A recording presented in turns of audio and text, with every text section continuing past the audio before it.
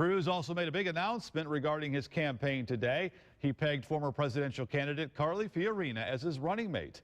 WSBT-22's Patrick Roth is here now. And Patrick, this is a pretty unusual move. Yeah, Rick, Cruz can't win the nomination on the first ballot. The math just isn't there.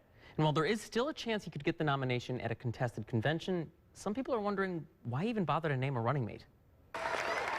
Usually when a presidential candidate names a running mate, it's being done to help unite the party and make the ticket more appealing in the November general election. It's normal to do that before the convention. But for the candidate in second place to do that, that's almost unheard of. So we have an earlier convention this year, or two conventions this year, so that might have some play in it, but I think it is primarily a strategy in terms of helping to prevent Trump from winning the nomination. Cruz is counting on a contested convention. To get even that far, he needs to do well in Indiana and California. Fiorina is from California, which might help Cruz, but there might be another reason.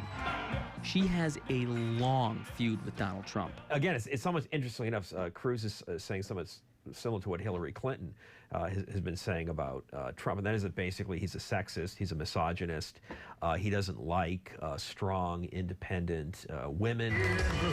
Another question is whether the recent moves by Cruz, his alliance with John Kasich and naming Fiorina, will increase his appeal with more moderate voters in places like South Bend. He may be coming quite intentionally into South Bend to draw that contrast, again, to a mostly Democratic city in South Bend, more liberal on social and cultural issues like gay rights, as again personified by the mayor of South Bend. I think you have the kind of power in numbers scenario, right? So a larger city, and maybe that's one thing that having the Kasich alliance allows him to do, is to spread his support out a little bit.